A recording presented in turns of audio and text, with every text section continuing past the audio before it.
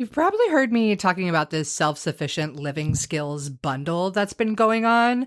And I have been spending the last week flipping through so many of the incredible resources within this bundle. Now, I will say there's a lot. There's over 118 different ebooks and courses and lessons sharing incredible wisdom and knowledge with you so you can live off the land and you don't have to rely on this corrupt and broken system for everything for your family. Anyways, I wanted to share some of my favorite things.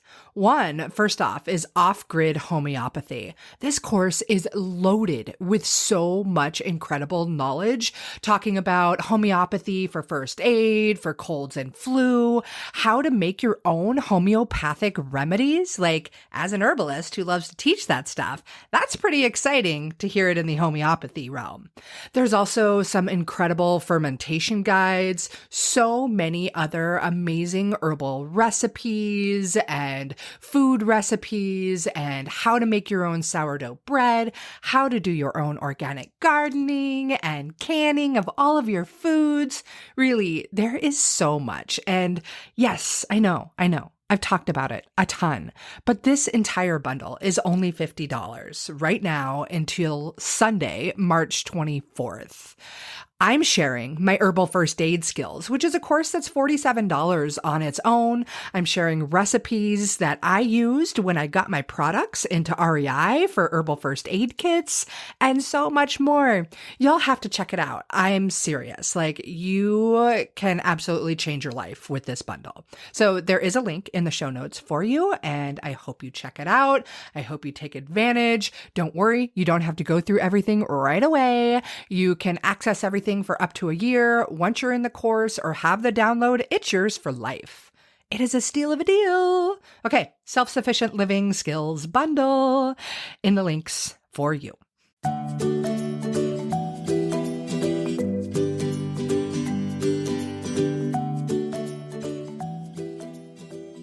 Hello and welcome to the Herbalist Path podcast. I'm your host, Mel Mutterspaugh. I'm a clinical herbalist, environmental educator, founder and formulator of an herbal products company called Mountain Mel's Essential Goods. And my most important role in life is being the mother of a beautiful young daughter. I also have this crazy passion for teaching people to use plants as medicine in a safe and effective way. Herbalism is the most sustainable way to take care of yourself, your family, the plants, and our precious planet. In this podcast, you'll get a mix of interviews with fellow herbalists, herb farmers, product makers, herbal educators, clinicians, and plain old plant geekin' herb nerds similar to myself. You'll also get some episodes where it's just me dishing you some great info on how you can safely use herbs for yourself and your family. It's an honor to have you here and joining in on a serious mission to inspire a movement where there's an herbalist in every home, again.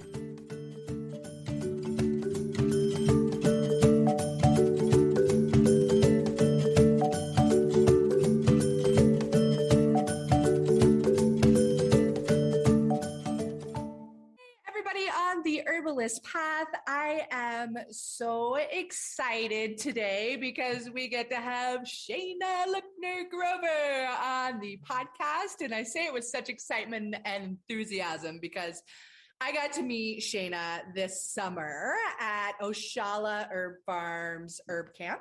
So Oshala is one of my favorite farms out there, and I didn't get to meet Shana until the end, and it was like, I just wanted to hang out with her forever and nerd out on herbs and the outdoors and our love for nature and our love for teaching and like all the good things. But I had to like leave and it was a super bummer. So I'm really excited to have Shana here. She's an absolutely brilliant teacher and educator. She makes wonderful products. She runs Sage Country Herbs and does a botanical field apprenticeship and has a lot of great online classes and offerings. She mixes the science of herbs along with the art of herbs. She teaches a lot on botany. She's just this wealth of knowledge and information, and she's really cool too. So Shana, I'm super happy to have you here today. Thank you. Oh, thank you so much. Yeah. Did I miss anything in that intro? I just kind of rambled it out there. I think you touched on most of the aspects of my world. Yeah. Sweet. We have so much more to talk about. So I'm just thrilled to have you. So I'd love to hear a little bit about little baby Shana and how she got immersed into the plant world. Like, where did your beginnings come from? What made you be like, oh, this is really cool, and I'm going to do this for the rest of my life? So, baby Shana was ridiculously shy and found nature to be so much more accepting than being around people. So I didn't realize I was into herbs at all, but I was just a full-on tomboy, climbing trees. I'd rather be covered in resin than wearing a dress. I would never wear a dress.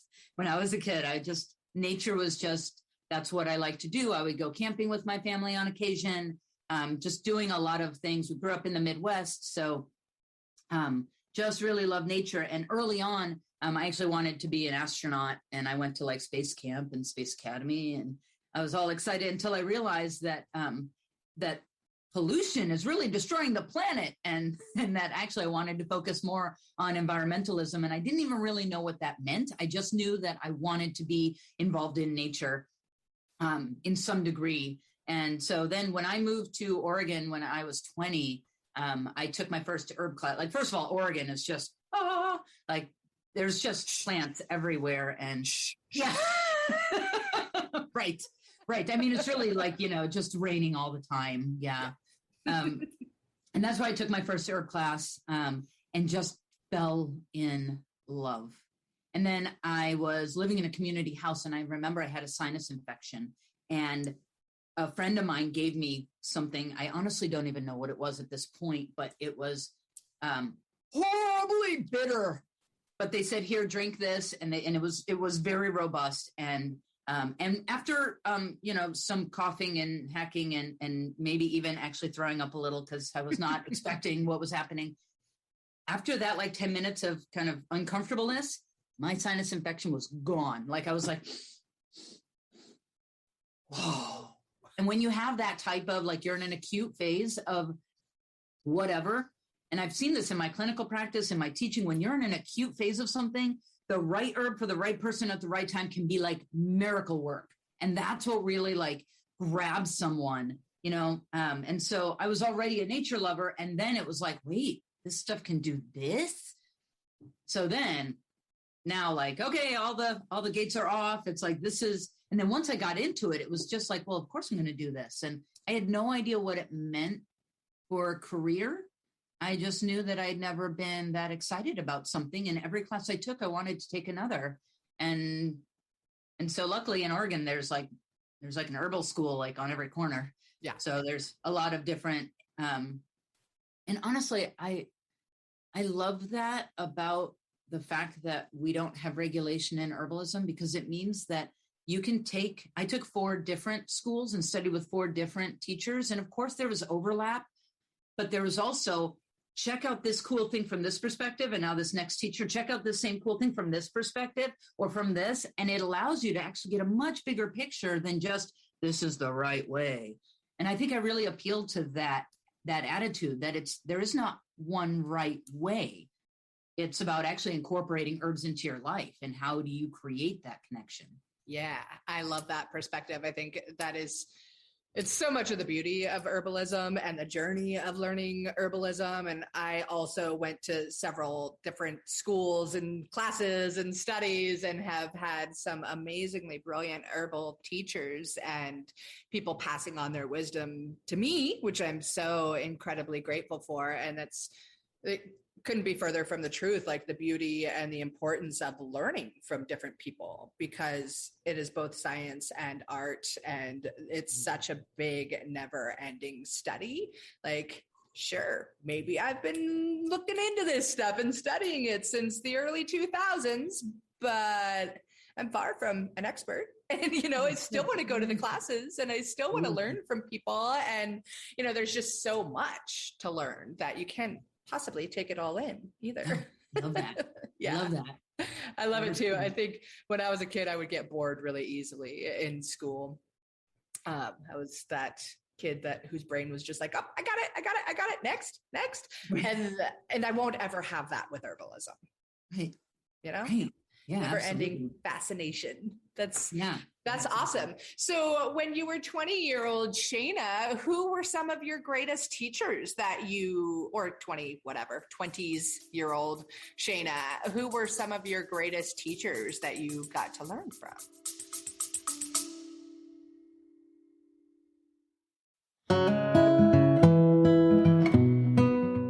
Hey, I wanted to take a quick pause to show some love and gratitude to our sponsors of the Herbalist Path podcast, who make this show possible for me and possible for you too.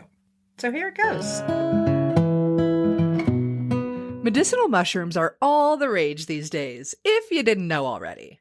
And with great reason, because they are powerful medicine that can improve your health and your life in so many different ways when they're well made. Yeah, it's true. There's a lot of stuff on the market that isn't going to be so effective.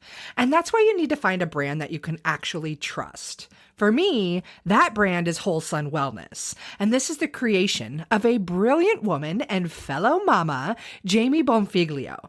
She's an international mushroom educator that has been working in the medicinal mushroom industry for years. And this is when she saw firsthand how many other companies take shortcuts when it comes to their products. And Jamie wasn't having it. She set out to build her company the right way. Whole Sun Wellness is here to raise the industry standards so those crap mushrooms on the market aren't getting into your body or your family's body. Whole Sun Wellness is the first company to test and report nutritional facts for all of their extracts. They go beyond industry standards every step of the way, from sourcing to extraction and final testing. And as the owners of the largest medicinal mushroom farm in the United States, Whole Sun Wellness is taking control of their supply chain for the highest quality and absolute full transparency. They're even the first company to include pure mycelium extract in every single product. So when you're thinking of getting medicinal mushrooms for you and your family, Whole Sun Wellness is exactly the ones you want. Also, be sure to check out their new Mycolites. These are the world's first dissolvable electrolyte tablets. They're featuring functional mushroom extracts that'll give you more energy, more stamina, and recovery as well. And who couldn't use all of that? The other thing is they are these adorable little mushroom-shaped tablets, and they come in like a little Altoids box, but way cooler than Altoids because they're Mycolites. Anyways, head to wholesunwellness.com to grab yourself some Mycolites and all of the other functional medicinal mushrooms that you and your family need. And of course, you can grab that link right here in the show notes now.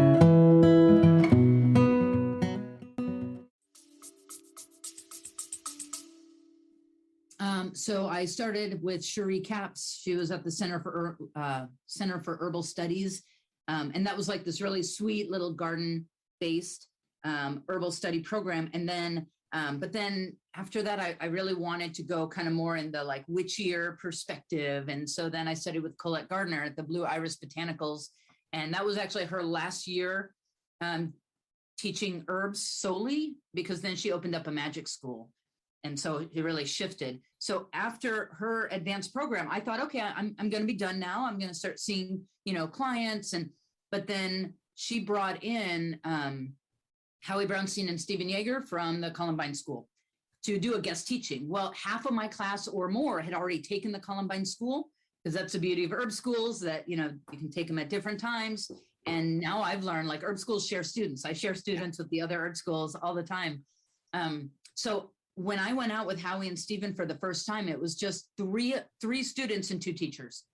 It was like this one-on-one, and we were deep in the Cascade range, and something shifted in me with that. Like all of a sudden it was like, where do I sign up? okay, I'm going to a third school. Like it was just this hands down. The way that Howie and Stephen, and back then there was also Ann Hill and Karen Keaton, the way that they taught something about being submerged in where plants grow. You know, a lot of people just assume that herbalists, especially field herbalists, like know every plant or are master gardeners. And I'm not a master gardener. I mean, I learned to garden in Oregon. You just throw seeds out. Like even if you forget to water, they usually grow, you know, like and then you move down here to Southern California and gardening, woo, is it a different beast. And so,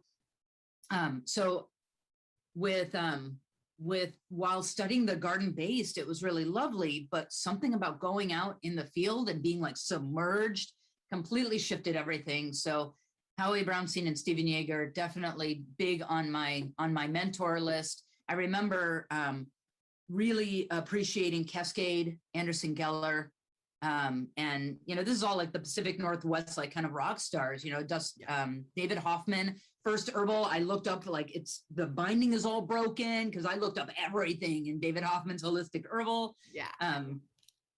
And this woman, Cheryl Tilner. Mm-hmm. Oh, you can't see that. I've got it right here. This one. There you go. That's the one. Yep. Love. Yeah. She was out in Pleasant Hill, and she used to do herb conferences. So yeah, there's definitely been a lot. And then in 2006, I did everything that Columbine's offered twice as a teacher trainer. So I started teaching. Ooh, nice. I was terrified of public speaking. I remember crying in high school over having to give a 7-minute lecture. Like now I can do an 8-hour lecture and like not even like blink. Yeah. But what I realized is that it's talking about things that I'm passionate about. Huge difference. Huge difference. Because now, like, of course, like I love teaching. And so Howie was training me to teach. And then he said, look, he was one of the guest teachers at Michael Moore's school for many years and good friends with Michael and Donna. And he said, look, you know, a lot of what Michael teaches, like I teach a lot of that stuff. So you'll already have a lot of the basics, but this is going to be his last year. So 27th and final year, this is your opportunity to study with the master, and it won't come again. And so I was at a transitory period of my life anyway. I packed my bags and I moved to Bisbee, Arizona, which was a very big shock. Oregon to Arizona is a very big shock.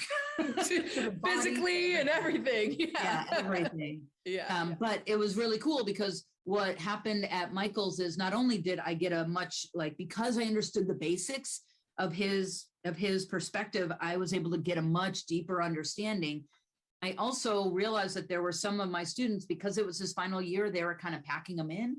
And there were some of his students that weren't really keeping up. So I got the opportunity to start doing beginner classes just to catch everybody up, to be able to understand the terminology he was doing, which then gave me a really good basis for realizing what teaching is and the style of teaching and what we're doing as teachers. And so fell in love with teaching. I fell in love with the thing that was my biggest fear as a child, was public speaking. And it turns out facing that fear, best thing I ever did, literally created who I am.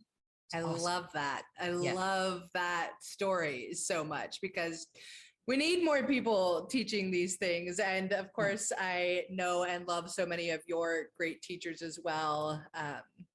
Cascade has had a profound impact on my life, and Howie and Stephen are hilarious and brilliant. And there's never ending learning going on with those guys too. So it's really great. And I love that.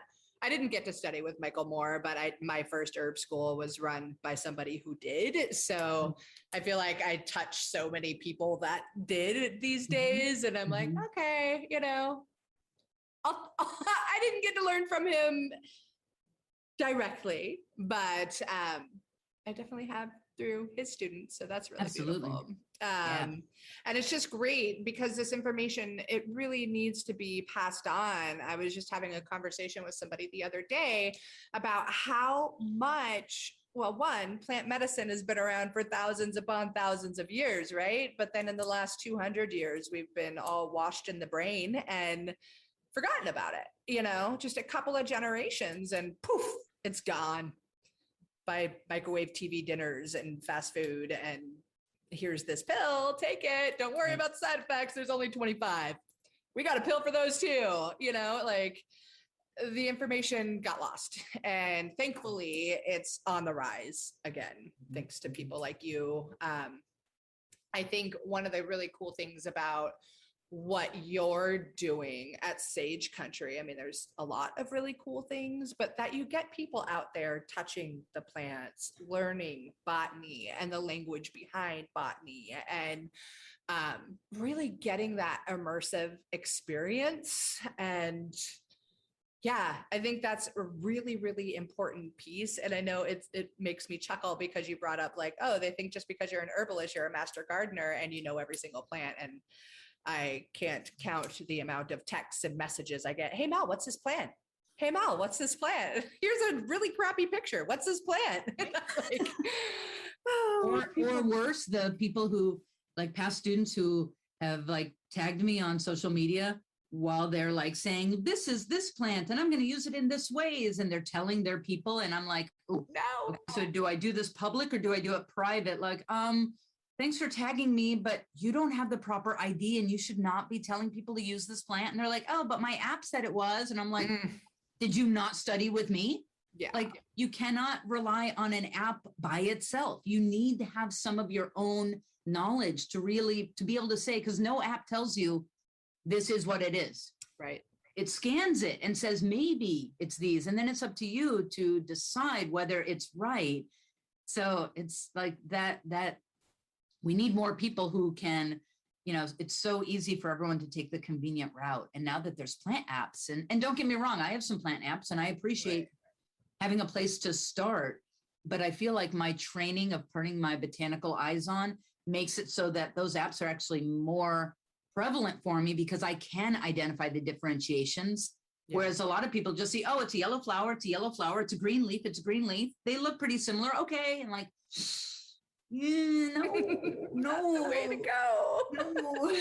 Yeah, it's sad to see that. And I think I guess I haven't had people tag me saying, look at what I just did or whatnot, but I definitely see it all over the interwebs, like the picture of the big basket of plant and like, I just harvested XYZ and what do I do with it now? And it's not XYZ. And you didn't even know what to do with this medicine before you decided to go out and just take. Or the other flip side of that, which is where I've been putting a lot of focus in down here, is people like either ripping up or using poisons to kill all these weeds when it's like, whoa.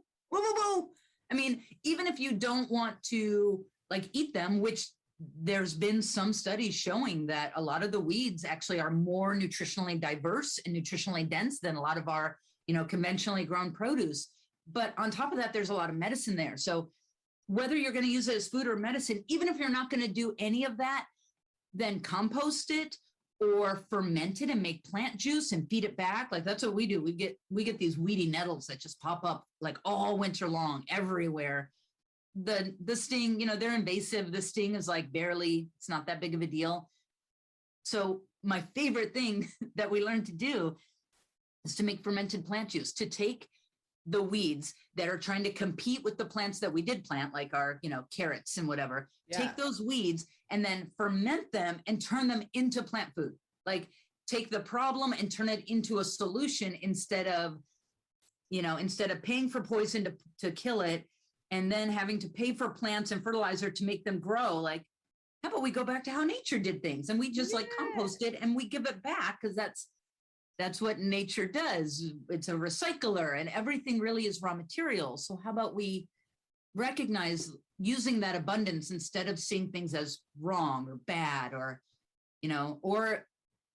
down here, because I live in Southern California and I had to come to terms with this with doing a field school, that if I'm going to be taking people out into the wild, if you will, and teaching them about plant medicine, what is just as important is to teach them, especially because there's 22 million people, about the value of the weeds that grow around them and the local farms that have all kinds of plants, weeds, and other plants that they're not using, like creating these relationships and realizing, to me, nowadays, like I understand people being attracted by the exotic plant that looks crazy or is supposed to be amazing at its effectiveness. But what I actually find is way more effective is the thing that's abundant, because you don't have to go tromping out to that far distant place.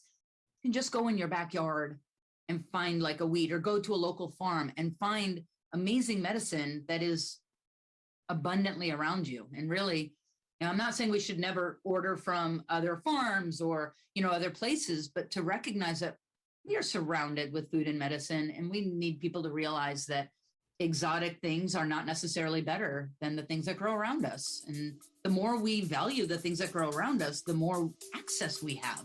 Yeah.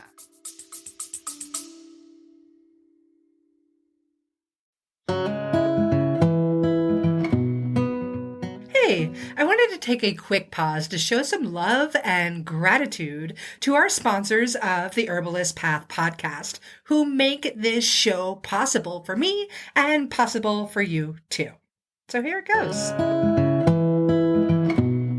I love this time of year. It's spring, the sun is shining, and all of our beautiful plant friends are popping up. It's amazing. Unless, of course, you're one of the millions of people who suffer from seasonal allergies. You know, the itchy, watery eyes, the sneezing and wheezing that's straight miserable. Thankfully, there are some amazing herbs that can help you with all of that. Just like the herbs inside of Kick-Ass Allergy from Wish Garden Herbs, one of my absolute favorite herbal companies out there. Kick-Ass Allergy, yes, I said ask without the K at the end. Anyways, this formula has yerba santa, nettles, echinacea for that immune support, and orange peels, all which come together to help dry up those excessive mucosal secretions. Yep, I'm talking about the sniffles and the stuffy nose, the watery eyes, and all that jazz. This blend also acts as a great expectorant and can help ease the swelling and inflammation in those mucosal tissues. It is a top go-to for seasonal allergies. And get this, they combine all those beautiful herbs with glycerin, so it actually tastes pretty darn good. Or should I say, it tastes kick-ass, without the K at the end. Anyways, if allergy season is miserable for you and you want a natural remedy that actually works for those itchy eyes and being all sneezy and wheezy, you have got to check out Wish Garden Herbs Kick-Ass Allergy. And for those of you with the little kiddos, no sweat, they've got a Kick It allergy too. And you pregnant mamas? You don't have to suffer either. They've got a kick-ass allergy formula just for you. So head over to wishgardenherbs.com or check out the link in the show notes and go grab yourself some kick-ass allergy so you can enjoy spring again.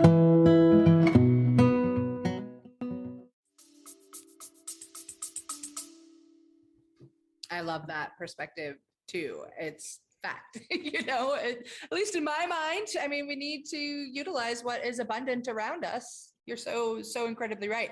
And talking about weeds, you have a little online course about eating the weeds. Yeah. Yeah. It's called Eat Your Weeds, and it started and still continues as a live class I do on farms. Mm-hmm. I do one or two a year that is open to the public down here in Southern California. And we contract with different farms.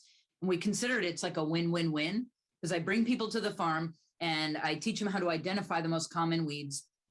And then we harvest, and we talk about other places to harvest, what is like a clean place you should be. Like, this is deadly toxic. You should be freaking out. Yes. Like, I don't usually say freak out right now, but this would be the time. Right. Yeah, for sure. Yeah. So on the world of weeds, if you were to pick out one weed that everybody should know, what is it? I know that's hard, but what is it and why? Okay, so two popped into my head. Nope, one. One first, then we'll go on to two. All right. I could break rules. Okay, they are your rules. It's great. So the very first one that popped into my head is cheeseweed. Yeah. Either Malva neglecta, Malva parviflora. And the reason, number one, is because most of the Malvaceae is non-toxic. So there isn't actually a lot of lookalikes. Like around here, the main lookalike that I've seen for cheeseweed is like nasturtium, which is also an edible, invasive. And so that's wonderful when lookalike is actually still something that is edible. That's wonderful. The other reason is because since moving to the Southwest, I had never experienced mucosal membrane deficiency issues until I lived in an environment that had very, very little humidity. I'm someone that like, I always had oily hair and oily skin and never really experienced those types of issues. And then after teaching a lot, realizing that like I lose so much vapor and so much moisture from my body just from talking. Mm-hmm. And when you teach, 3 to 6 hour classes regularly, like you're losing a lot of vapor. And then when the humidity is so low outside, it's sucking the moisture from your skin. I fell in love with demulcents. Yeah, absolutely fell in love. And because, dry mucosal membranes make you more susceptible to infections and like all of these issues around mucosal membrane health actually is a huge part of our immunity and our digestion and our ability to regulate our temperature and like all these things that I never realized because I didn't live in an environment where it made it an acute issue. And dryness is such an acute issue down here. We just had a week of Santa Ana's. People get nosebleeds who never have nosebleeds, but everything is so dry that mucosal membranes crack. What are Santa Ana's? I'm assuming there's some type of wind weather pattern. Yeah, they're a type of wind. It's a weather pattern that's coming from the deserts, from the Sonoran, and it's really dry. And it literally just dries everything out. And they usually last for a couple of days to a week, and everything just, everything. It's like you feel it before you hear about it, or understand what's going on. Like, why is my tongue like stuck to the roof of my mouth when I wake up? Like the Santa Ana's. Like, why do my eyes feel like sand when I blink? Like, oh, it's a Santa Ana's. It's that extreme dryness. So cheeseweed, it's totally non-toxic. You can eat every part of it. You can pickle it. I've used the leaves. I've pickled the leaves and used them like dolma wrappers with really big ones. The cheeseweed seed pods are like crunchy and also fun to pickle or ferment, and they're just every part of the plant, and it's beautiful. Yeah, I love that. Where does it grow typically? Oh gosh, roadsides. It loves to grow on the edges of the garden. It likes that disturbance. So that's where I love going to organic gardens or farms, because the edges where, they run their trucks or, that's where all the weeds are. And if it's an organic farm, you don't generally have to worry about, it being on the side of the road where, maybe there's a couple farm trucks that drive by it, but you don't have, thousands of cars and exhaust driving by it all the time. So disturbed areas, but if you can identify disturbed areas that are not like toxic, like ranches, everywhere that cows and horses walk is disturbed area. And you can get all kinds of wonderful plants in those areas that maybe the cows don't eat. Now, cheeseweed, they do, so that wouldn't be one of them. Awesome. I love that. And I love demulcent. So I can especially understand your love for them living down there. I live in a very wet environment, as you know, but tell our listeners what the heck a demulcent is. Ew, a demulcent is generally a plant or a substance that is rich in mucilage, and mucilage is a water-loving fiber. So it holds water. So when you drink your like throat coat tea, your tea that has marshmallow root or slippery elm, or down here, people are really into the superfood chia seeds, and which are just a salvia seed, a sage seed. And so when you drink demulcents, they're leaving a trail down your mucosal membrane, every mucosal membrane that they touch. But then the action of demulcent, like the feeling of that kind of sliminess on your throat, will then trigger other dry mucosal membranes like sinuses or lungs. Because when you drink tea, you don't want it going into your lungs. Of course, you would drown. But what you do, like if you have really dry, dry congestion or dry hot lungs, when you drink a demulcent tea, it actually triggers other dry mucosal membranes to start secreting that nice, thin, healthy mucus to coat and soothe dry membranes. So demulcents work directly, and they also work by encouraging your body to find that balance. And if there's one thing I've learned from living in a place that is on one end of the spectrum of that balance of like moist to dry, we're closer to the dry. If there's one thing I've definitely realized, it's that we need to be more careful about paying attention to that balance of wet to dry in our own bodies. And that like when you're too wet and too congested, that's problematic. And when you're too dry and too, irritated, that's also problematic. And we need to, gently try to get to that balance. And what we find in our mainstream culture is that there's nothing gentle about medicine.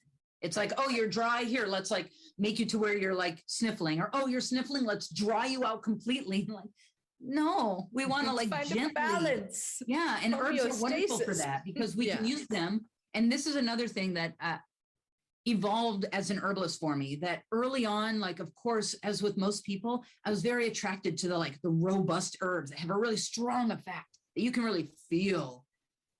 But the more you practice as an herbalist and getting that feel of balance, I find now chamomile is like a best friend. And when I was younger and just getting into herbs, chamomile was so boring. It's like, you can find chamomile Everybody knows anywhere. that one. Right. Like I want like a fancy one that only wildcrafters know about that you can't grow in a garden. Like, but now it's like, oh man, like when I had food poisoning, chamomile was amazing. So that like getting to know, the abundance and the things that grow around you, but also, developing relationships with things that are more specifically gentle. And that's what demulcents, they're so gentle, yet incredibly effective. So. Yeah. I love the word demulcent, and I love teaching people about demulcents and the slime and how that's the good medicine, people. Don't be afraid of slime all the time. Yeah. All right. What's weed number 2? Well, nettles, of course. It's always so fun to hear what people come up with, and nettles is definitely a popular one. But why nettles for you? Why nettles for me is because around here, weedy nettles, like we've got our native nettles that are like 12 feet tall, and their stingers down here, 48 to 72 hours of pins and needles, like, wow. or of neural, like they are intense and they stick in you. I had never experienced a nettle stinger actually in my skin. And then I took my little hand lens when I was out botanizing. I was like, why? Like I had backhanded a nettle. And I was like, why is this still like irritating? And I took my hand lens and I saw there was this little stinger still in there. And so while those nettles are amazing, like a lot of care needs to be taken, but we are covered in Southern California with weedy nettles or garden nettles. They're called Urtica urens. They grow like 2 to 3 feet tall. The sting is like, meh. It's like there's an awareness there, but it's gone in like a minute or two. It's a good sting for kids to get to know, as the first sting of like a stinging plant, because it's really not too bad. But also, of course, nettles are ridiculously nutritious. They're some of the most mineral rich plants on the planet. And if they grow like weeds, and then like what we do is we grab them when they're like 4 to 6 inches tall, because they're just growing like a mat. Yeah. Over anywhere that they can. Like every potted plant has little nettles growing out of them. So we just go through and there's so much food there. There's so much, like I can dry them. I can whir them into pesto. I can throw them in a stir fry. Or like we talked about earlier, I can ferment them and make them into plant food, which is just so cool. Yeah. So can't say, although I will say one thing I learned when I lived in Oregon, nettles were just a really nutritious tea. Wonderful, wonderful, great, for allergies and all the wonderful things that nettles is used for. Down here, there are some people who tend to have a drier constitution. Like they tend to be more dry, where nettles will actually dry them out too much. Yeah. Because it's such a powerful diuretic. And what a cool thing. I love that concept of fluid system energetics, where if you're using something that's a powerful diuretic, it'll actually pull fluid from areas that have a lot of fluid, like sinuses, and dry them out, but sometimes dry them out too much. I had never experienced that in Oregon, in the Pacific Northwest. Down here, it's actually pretty common that people can't handle nettles. That was wild. So interesting. Yeah, I could see that happening for sure. Like I like to think that everybody could have nettles, but I definitely don't think about that with somebody who's very old and dry and brittle. And, that's not who I'm giving nettles to, unless I'm giving it with a nice coating, wet demulcent herb, Right. So or like ground up in a soup, you know? So yeah, totally. Yeah. Awesome. I love that. I want to also talk a little bit about Sage Country's botanical field study, because that sounds like an amazing experience. I have not spent much time down in the Southwest of the United States, so I want to hear about it. Tell me about it. So cool. So cool. The field apprenticeship is my heart song. I am literally in gratitude every day that I get to have a job where I am just like so bursting with wanting to share, and then being able to see when people come out and they're just like, wow, or it's so cool. So the Botanical Field Apprenticeship was inspired by Columbine School. Mm-hmm. I'm still affiliated with Columbine's, Howie's a good friend, and I actually have Stephen Yeager come down. He's actually one of our guest teachers. He introduces the world of botany to my students. And so basically it's a 6-month program where we spend a good 75% of our time actually in the field. And then, but because people are busy, we tried to make it able for a lot of people to fit it into their busy schedules. So we go out on the weekends. It's 2 weekends a month, and it runs from January technically through June, but the field is done in May because the first year I did it, we ended on the solstice in June, and it was amazing. Like the week of solstice, everything just dries up around here. So I was like, okay, we'll end in May. So it worked out really well. And let's see, we are in, I think, our 8th year of doing the apprenticeship. We launched our 2nd year field this year, and that was amazing. I'm so excited. We already have people begging us to do a 3rd year. Nice. That's a really good sign when your field apprentices are like, I need more. Just miss being in the field with you. We just need to get in the field more. And it's like, yes, I love that. It's so wonderful. So yeah, we submerge ourselves in the interconnectedness of nature and life. And we study ecosystems and the plants that are the associations of like the chaparral and the sage scrub. We go out to the Anza Borrego or Sonoran Desert, so north end of the Sonoran Desert. And then a really big part of the field apprenticeship, what I realized early on. So I have a quick story. I have a friend that studied with the Kumeyaay Nation of Southern California for 12 plus years. And the Kumeyaay Nation is the primary nation of indigenous of this area. There are numerous other tribes, but the Kumeyaay Nation is San Diego County and going down into Baja. So Cindy Christ, following Seasons Botanicals, she studied with numerous members, and she was given permission to share the information. So I asked her early on if she would teach about acorn processing. Not teaching people how to do it the indigenous way, but teaching people about the value and the culture and the reason why the acorn is so incredibly important as food, as medicine. And one of the things that I really admired about Cindy is that she said, let me ask you a question. Do you think it's appropriate to be teaching people to harvest when we live among so many reservations and we are in the middle of a drought? Because this was back in the middle of the 2000s or maybe the early 2010s.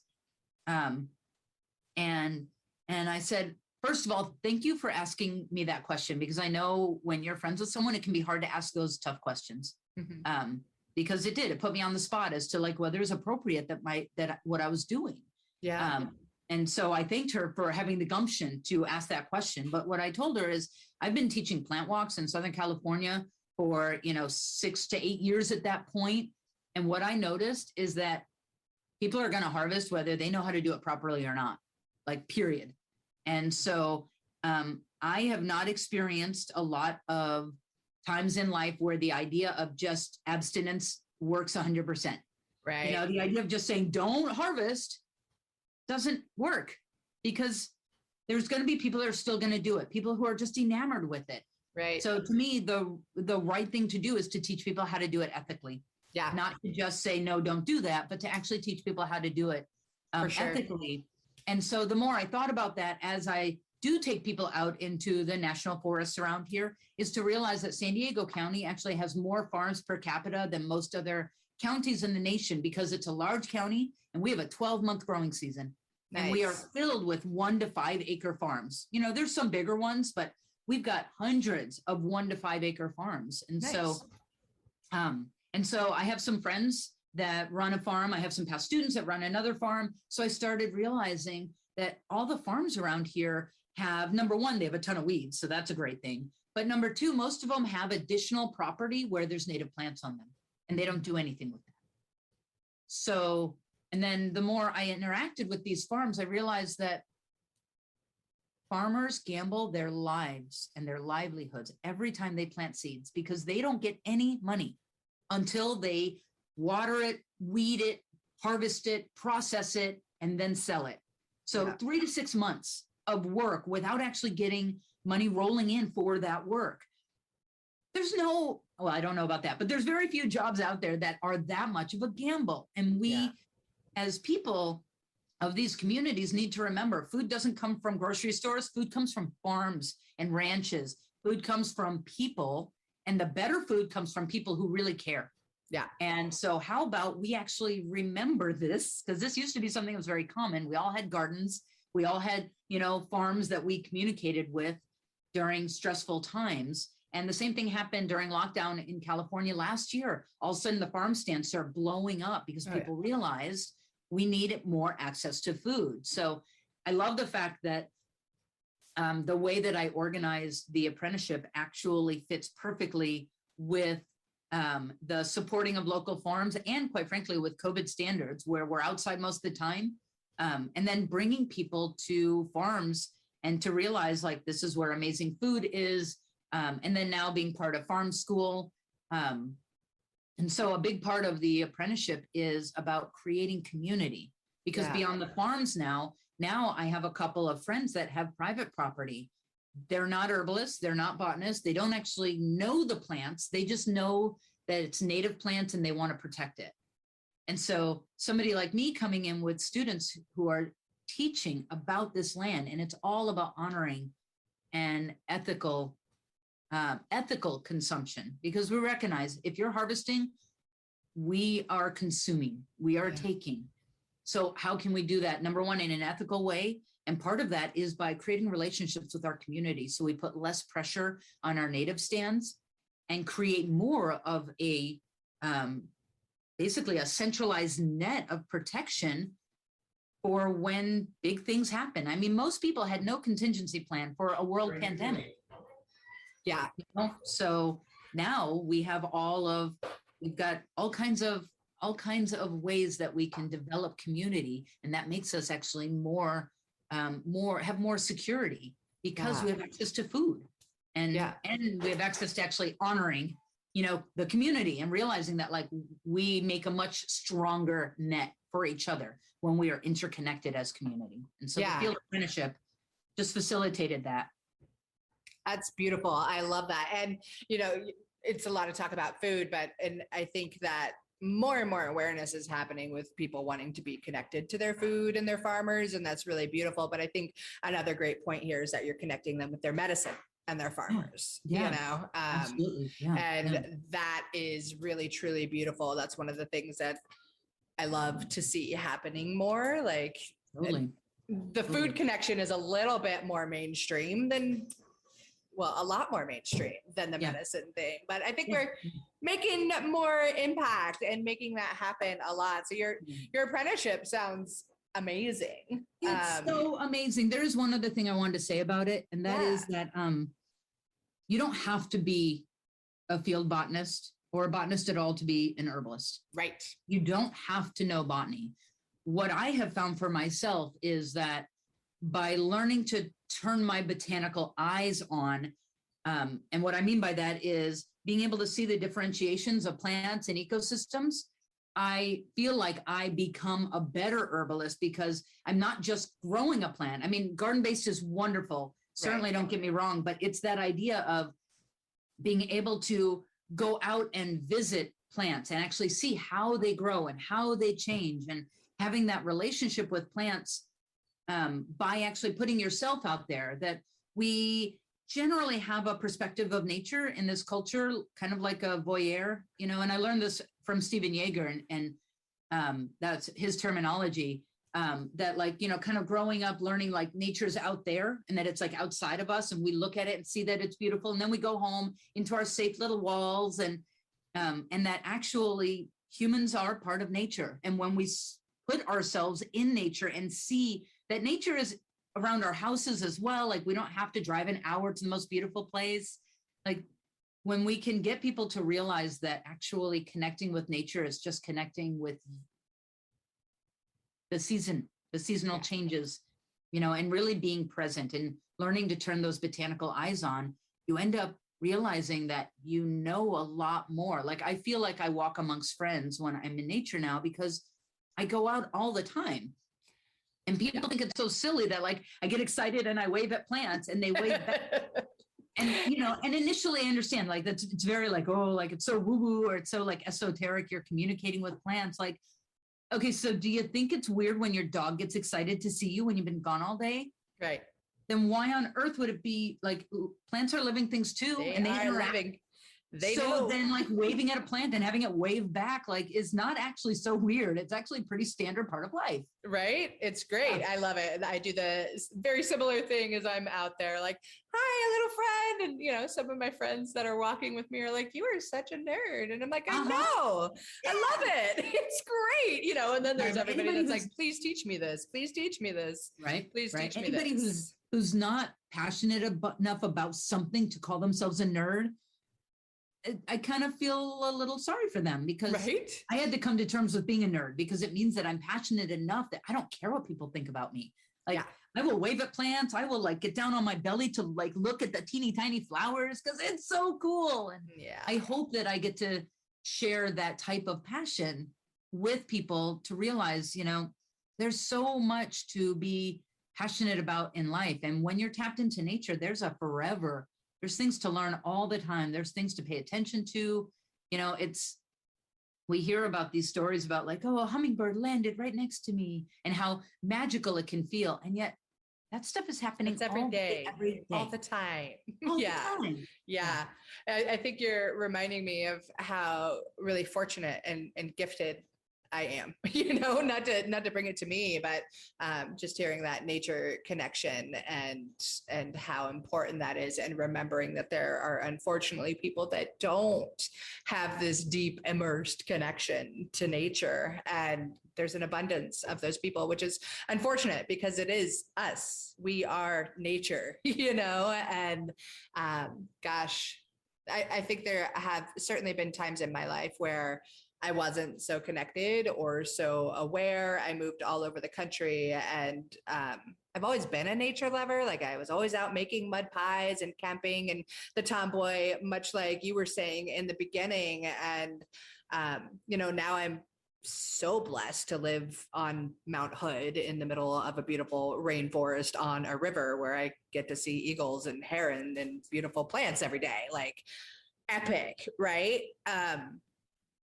But also important to help other people feel that kind of epic connection. I think one of the things that I run into as a challenge there, like in the early 2000s, I went to school for outdoor leadership and environmental ed. And I was really, really passionate about making sure that everybody gets to experience nature, because there was nothing that was more humbling for me and more like, oh my gosh, this is it, you know, and inspiring and like truly awesome. You know what I mean? And I remember I was in this politics of recreation class, and this teacher, I was like, oh, I got to get all the kids out there. Everybody needs to be in nature, and this has to happen. And I had this teacher that was like, oh, That's great that you want to get everybody out in nature. That's really cool. But what are you going to do when all of your favorite trailheads are now crowded and there's litter and trash piled up, or your favorite place to go camping is now paved as an RV resort, or you just can't get that peace and that privacy that you get? And I was like, oh shit, this is like 2000, 2001. And we're kind of in that era where I live today, and it's sad and it's heartbreaking, but it also brings me to this point of like the importance of spreading these kinds of messages. Like, yes, everybody does need to embrace nature, but we also need to respect nature and leave it as we found it, if not better. And yeah. And if we don't teach people to not drop that garbage, then they're just going to keep doing it. Yeah. So the answer is not to don't tell people to go out in nature, but to teach people how to show respect. In nature. Yeah, exactly. Yes, exactly. I do understand that. I remember a couple of times actually going out to areas the day before a plant walk, like open to the public, and actually cleaning up trash so that it would appear more magical. Aww. Because there isn't like trash everywhere. And but that's part of living in Southern California. There's 22 million people. So coming to terms with realizing this is where we live, and we need more people that honor and respect it. Yeah, for sure. And also realizing that this is kind of a tough aspect that for a lot of people to deal with, but that there is a privilege when you can have that peace and quiet in nature, especially when you live around a lot of people. Yeah. And that I am very thankful for that, because here it's very rare to actually get to a place where it's actually silent. Actually, I don't think I know of a place, because there's still always helicopters, or because we have military bases down here. And so, but even to get to a place where there aren't people, it's very difficult here. You have to be willing to hike far to get away from just people being everywhere, So realizing, that you can find those places, and that it's not just about trying to stop people from going there, but developing those relationships with those places. One of the things that the field apprenticeship has also taught me that I teach others, and part of this I learned in the Pacific Northwest as well, is that as nature lovers, we can sometimes have a tendency of demonizing people who have jobs like logging or hunters, where maybe it's not a job, but it's their choice. And that, a lot of places that I take people, we don't go to trailheads. We go to places that are not like nature tourism. Yeah. Well, that means that hunters are there. Right. And the thing is that the hunters aren't bothering us. We're actually bothering the hunters, because we're a bunch of people making noise, But what I realized up in Oregon with logging and with hunting down here is that these are people who have actually dedicated their lives to being in nature, and that oftentimes they know more about the ecosystem and the animal interactions than a lot of my nature loving friends. Yeah. And so to not demonize people who have a love of nature, but just show it differently. Right. To realize that there's a lot that we can learn from each other, and that we don't have to be enemies, that we can be allies in our love of nature. Heck yeah.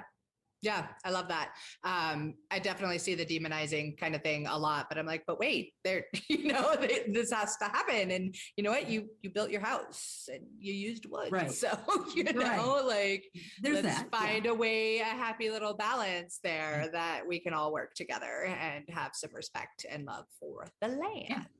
Yes. Awesome. I want to come down and I want to do your field apprenticeship, but I don't know that it's going to happen anytime soon. I want to come up and visit you in Mount Hood, because we go to Oregon pretty much every summer. So, because we've been going to the Oregon Country Fair for years, and I go out to visit my favorite places and some of my favorite plants. Yeah. Each year, and I have friends in Portland that I try to get up and see. So yeah, I would love to come visit. I don't get to Mount Hood barely ever. Yeah, I was like, I'm not Portland. Right. Oh, I know. But I did live in Portland for 8 years. So, but that was 13 years ago. So, yeah, I'd love for you to visit. And Country Fair, my mom lives in Bonita. Oh, wow. Yeah. And word on the street is that it may not happen. I have no idea. Yeah. I'm a vendor, and so I'm not involved in the staff, so I'm a vendor. Right. So I don't hear about it. I just wait until. Well, I'll just not spread any rumors on this podcast. There was nothing said other than the country fair is great. Yes, country fair is awesome, and we went up this year, and it didn't happen. But it's still seeing friends and family, and that's really the main reason we go to the fair anyway, is to see friends and family. So. Of course. Right. Awesome, Shana. How else can people find you? Tell me how all these people listening to this show or watching it will be able to find you. Okay, let's see. We have, of course, a basic website, sagecountryherbs.com. And then we also have Sage Country Field Apprenticeship as a website as well, kind of a co-website, more focused. Our online courses are all at Sage Country Herbs, as well as we have a blog of a lot of recipes, and all kinds of other stuff constantly happening. We are on social media. We're on Instagram and Facebook under Sage Country Herbs. We have a YouTube station as well. What else do we do? All kinds of magic. You're all over the place. Yeah. I mean, we have, we just did a plant walk with Mountain Rose. And so they've been releasing some videos that we did with them back in July when we were visiting Oregon.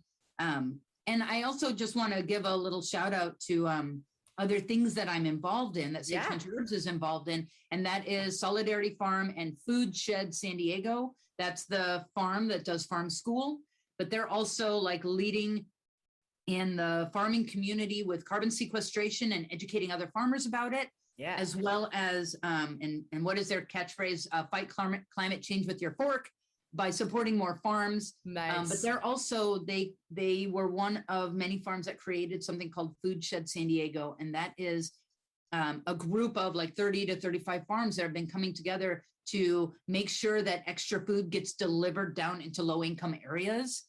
I am so honored for Sage Country Herbs to be part of community that is working to protect our less fortunate and make sure that everybody understands that really good food is valuable. So solidarityfarm.com and Food Shed SD are also two, while it's not Sage Country Herbs, they are things that we're affiliated with, and we're really honored to be involved with them. Yeah, that sounds incredible. I'm glad you restated the website of solidarityfarm.com and then Food Shed SD. I love that. It sounds like a brilliant kind of program in all the ways. And I love fight climate change with your fork. That is really, really fantastic.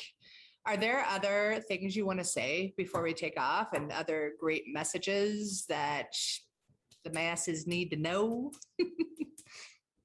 Let's see. Oh, so the field apprenticeship is technically full at this point, but we are still interviewing for the wait list because things happen and sometimes people have to drop out.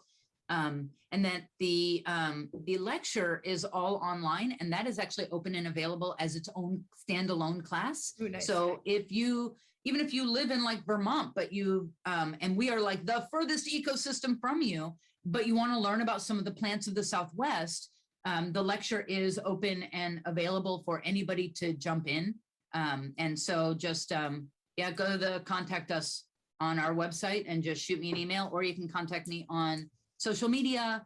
And I do generally, I missed it yesterday, but generally I do a live at noon on Instagram. Nice.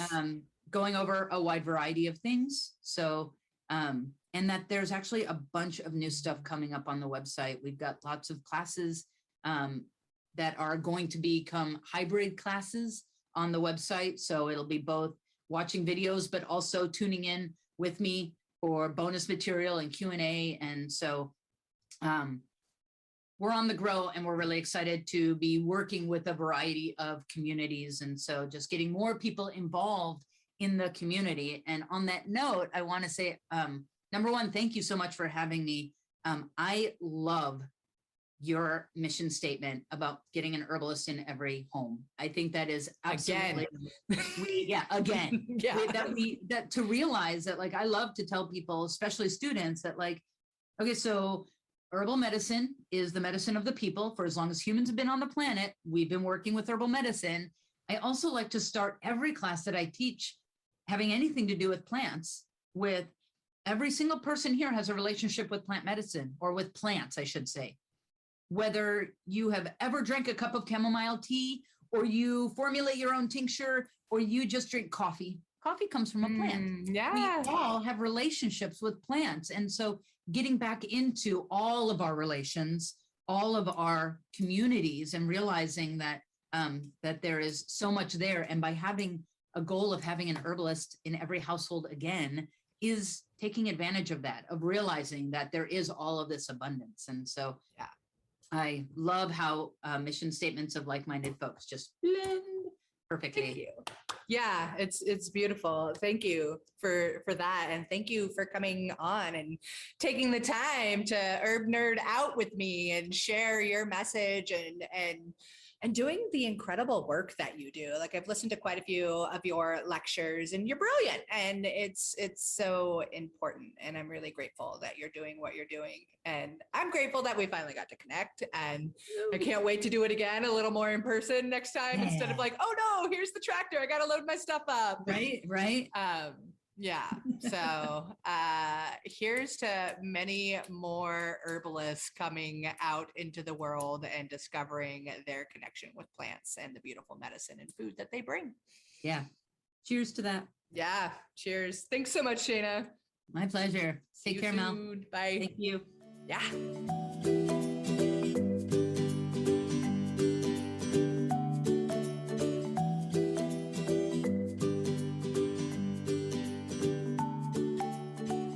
Thank you so much for tuning into another episode of The Herbalist Path. Being on this journey with you is absolutely incredible.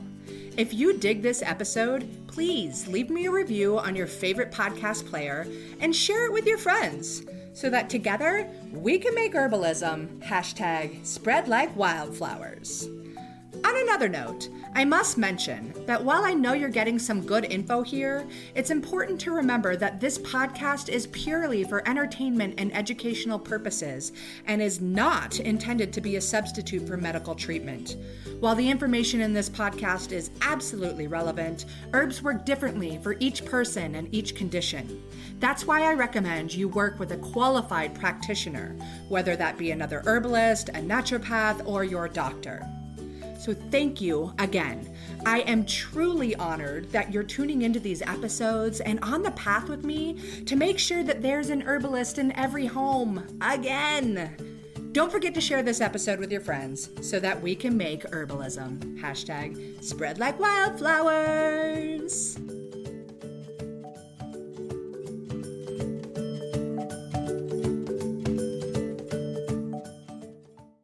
It has been so much fun and so, joyous watching all of my medicinal plant friends popping up in my garden, from the elecampane to the comfrey and the arnica. I love seeing these friends pop up.